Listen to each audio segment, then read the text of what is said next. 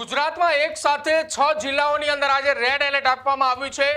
10 કરતા વધારે જિલ્લાઓની અંદર ઓરેન્જ એલર્ટ છે। 10 કરતા વધારે જિલ્લાઓની અંદર યલો એલર્ટ પણ આપવામાં આવ્યું છે અને આ તમામની વચ્ચે વિન્ડી મોડલની અંદર શું સ્થિતિ દેખાડવામાં આવી રહી છે વરસાદની આગાહીને લઈને। જો કે વરસાદની ગતિ એ પવનની ગતિ અને સાથે જ જે વરસાદની પ્રવર્તમાન સ્થિતિ હતી હવાની ગતિ એ બદલાવ થતા ફેરફાર થતા જે એલર્ટો આપવામાં આવ્યા હતા એમાં ક્યાંક બદલાવો જોવા મળી રહ્યા છે। સિસ્ટમ એ થોડી ગતિએ તેની બદલાઈ છે જેના કારણે વરસાદની સ્થિતિની અંદર થોડો ઘણો બદલાવ જોવા મળી રહ્યો છે। વિન્ડી મોડલના માધ્યમથી સમજીએ હાલની પરિસ્થિતિ ગુજરાતની અંદર, ખાસ સૌરાષ્ટ્રના અમરેલી, ભાવનગર, મહુવા, જુનાગઢ પંથકની અંદર આ હાલની પરિસ્થિતિ દેખાઈ રહી છે કે જ્યાં રેડ ઝોન જેવી સ્થિતિ એ વિન્ડી મોડલની અંદર દેખાડવામાં આવી રહી છે। દક્ષિણ ગુજરાતની અંદર નવસારીની વાત કરવામાં આવે, સુરતની વાત કરવામાં આવે, વ્યારાની વાત કરવામાં આવે, ત્યાં એ પ્રકારની સ્થિતિ જોવા મળી રહી છે। આમ તો આખા ગુજરાતની અંદર આપ જોઈ શકો છો વિન્ડી મોડલની અંદર સાર્વત્રિક વરસાદ પડે તે પ્રકારની સ્થિતિ છે। ધીમી ધારે મધ્યમ વરસાદની સ્થિતિ અમદાવાદ, સુરેન્દ્રનગર ત્યાં એ દેખાડી રહ્યું છે, પરંતુ એલર્ટ એ આખું સૌરાષ્ટ્ર અત્યારે જોવા મળી રહ્યું છે। આપ જુઓ અહીંયા એ મોરબીનો ભાગ છે, અહીંયા જામનગર, રાજકોટ, દેવભૂમિ દ્વારકા, પોરબંદર, સાથે જ ગીર સોમનાથ, વેરાવળ, આ તમામ એ વિસ્તારોની અંદર એલર્ટ જેવી સ્થિતિ દેખાડવામાં આવી રહી છે। જુનાગઢ છે, અમરેલી છે, બોટાદ, ભાવનગર, અહીંયા પણ એ સ્થિતિ હાલના તબક્કે એવું દેખાડવામાં આવી રહ્યું છે। વિન્ડી મોડલની અંદર બતાવવામાં આવી રહ્યું છે કે અહીંયા એલર્ટ જેવી સ્થિતિ અત્યારે દેખાઈ રહી છે। ખાસ સુરતની અંદર, દક્ષિણ ગુજરાતમાં હજુ પણ ક્યાંક કેટલાક જગ્યાએ વરસાદની સ્થિતિ છે। સુરતમાં વહેલી સવારથી જ ફરી એકવાર વરસાદની સ્થિતિ એ શરૂ થઈ હતી, જેને લઈને કેટલાક જગ્યાઓ પર પાણી ભરાવાની પણ સ્થિતિ છે। રાજકોટમાં પણ વહેલી સવારથી વરસાદની શરૂઆત થઈ છે।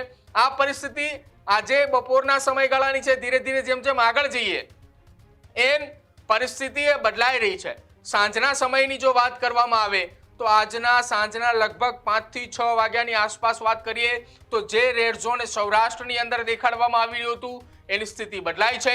અહીંયા ભરૂચ અને ત્યારબાદ ભાવનગરની આસપાસ અલંગના દરિયાના કાંઠે ત્યાં પણ સ્થિતિ દેખાઈ રહી છે અને સાથે સાથે મધ્ય ગુજરાતના કેટલાક ભાગોની અંદર સ્થિતિ દેખાઈ રહી છે ગંભીર। જ્યાં મહેસાણાની વાત હોય, વડોદરાની વાત હોય, વડોદરામાં આજે પણ શાળા અને કોલેજોની અંદર રજા જાહેર કરી દેવામાં આવી છે। ઉત્તર ગુજરાતની અંદર પણ આ સ્થિતિ અત્યારે હાલ દેખાઈ રહી છે, પરંતુ આ એ વિન્ડી મોડલના આધારે સ્થિતિ અત્યારે પ્રવર્તમાન એ આ પ્રકારની દેખાઈ રહી છે આજે સાંજના સુમારે, કે જ્યાં અલગ અલગ જગ્યાએ વરસાદી સિસ્ટમો સક્રિય છે અને ત્યારબાદ જેમ જેમ રાત્રિ ગાળાનો સમય આવે છે ત્યારે આપ જુઓ સવારથી લઈને સતત આજના દિવસ દરમિયાન રાત સુધી દક્ષિણ ગુજરાતની અંદર આ જે પરિસ્થિતિ છે એ ખૂબ વણસી રહી છે। સતત વરસાદ એ દક્ષિણ ગુજરાતની અંદર જોવા મળી રહ્યો છે। ઉત્તર ગુજરાતની અંદર સિસ્ટમ જેવી સક્રિય દેખાઈ રહી છે। સૌરાષ્ટ્ર પંથકની અંદર છૂટાછવાયા સ્થળો ઉપર અમુક જિલ્લાઓની અંદર, જેમાં જુનાગઢ છે, પોરબંદર, ગીર સોમનાથના આસપાસના વિસ્તારોમાં વરસાદ પડે તેવી સ્થિતિ, પરંતુ સવારથી લઈને રાત સુધી જો વાત કરવામાં આવે તો દક્ષિણ ગુજરાતનો આ ભાગ કે જ્યાં નીચેના ભાગની અંદર અહીંયા જુઓ આ સુરત, ભરૂચનો વિસ્તાર છે, નીચે એ નવસારીનો વિસ્તાર છે અને સુરતના ગ્રામ્ય પંથકની વાત કરવામાં આવે, દરિયા કિનારાના વિસ્તારો, ડુમ્મસ સહિતના જે વિસ્તારો છે ત્યાં સતત વરસાદી સિસ્ટમ સક્રિય જોવા મળી રહી છે કે જેના કારણે અવિરત મેઘમહેર થાય। બીજી તરફ અમદાવાદ, વિરમગામ, અમદાવાદના એ ગ્રામ્ય પંથકો, સાથે જ વડોદરા, નડિયાદ, ખેડા, આણંદ એ મધ્ય ગુજરાતનો આ જિલ્લો, ત્યાં પણ સ્થિતિ એવી દેખાઈ રહી છે વરસાદની। અને ગુજરાતના એ મોટા ભાગના જિલ્લાઓની અંદર આજે મોડી રાત્રે જો વાત કરવામાં આવે તો ક્યાંક સાર્વત્રિક વરસાદની સ્થિતિ દેખાઈ રહી છે। જો આજે આપને નિશાન દેખાઈ રહ્યા છે, આ તમામ નિશાનો એ વીજળીના છે, એટલે કે ગાજવીજ થઈ શકે છે તેવી શક્યતા વ્યક્ત થઈ રહી છે। સૌથી વધુ ગાજવીજની સ્થિતિ જો વાત કરવામાં આવે તો સૌરાષ્ટ્રની અંદર દેખાઈ રહી છે।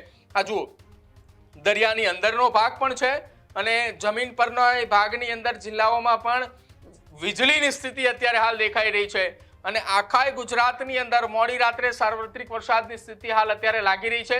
આ સ્થિતિ આવતીકાલ સવાર સુધીની અંદર જો વાત કરવામાં આવે તો આ જ પ્રકારની સ્થિતિ રહેવાની શક્યતા વ્યક્ત કરવામાં આવી રહી છે। 3જી તારીખ સુધી હવામાન વિભાગ અને હવામાન નિષ્ણાંતોએ વાત કરી રહ્યા છે ગુજરાતની અંદર મેઘરાજા એ વરસી શકે છે અને એ શરૂઆત પણ આજે વહેલી સવારથી સૌરાષ્ટ્રના કેટલાક તાલુકાઓની અંદર જોવા મળી રહી છે।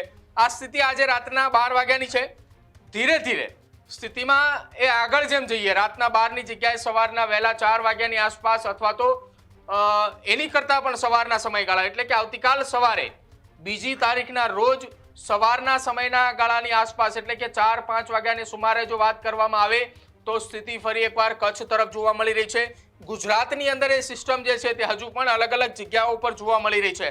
જેમ વાત કરી કે જ્યારે શરૂઆતની અંદર સૌરાષ્ટ્રમાં હતી, બપોરના ગાળા દરમિયાન મધ્ય ગુજરાત સુધી પહોંચી, રાત્રિના ગાળા દરમિયાન ઉત્તર ગુજરાત સુધી પહોંચી હતી, ફરી એકવાર આવતીકાલ સવારે કચ્છ તરફ પાછી આવે છે.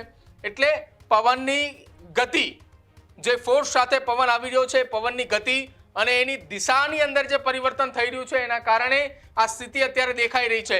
પરંતુ દક્ષિણ ગુજરાતની અંદરથી જે સિસ્ટમ જે સતત હતી સુરત સુધી, એ 24 કલાક જે ભારેની વાત હતી એ બાદ હવે ખંભાત નજીક આવે છે. નડિયાદ, આણંદ, ખેડા, ખંભાતના વિસ્તારોની અંદર પણ એ અસર એ જોવા મળે છે. ભાવનગરની અંદર પણ સ્થિતિ એ પ્રકારની જોવા મળે છે. મહુવાની અંદર મોડી રાત્રે વરસાદ આવ્યો હતો. સુરેન્દ્રનગર જિલ્લાના પંથકોમાં, અમદાવાદ શહેર અને ગ્રામ્ય પંથકની અંદર મોડી રાત્રે વરસાદ હતો. એટલે હવે સૌરાષ્ટ્ર અને કચ્છ વિસ્તારની અંદર જે છે તે આજના દિવસથી શરૂઆત થઈ રહી છે. કેટલાક જગ્યા ઉપર જ્યાં પરિસ્થિતિ એ ખૂબ ગંભીર બને તેવી સ્થિતિ છે.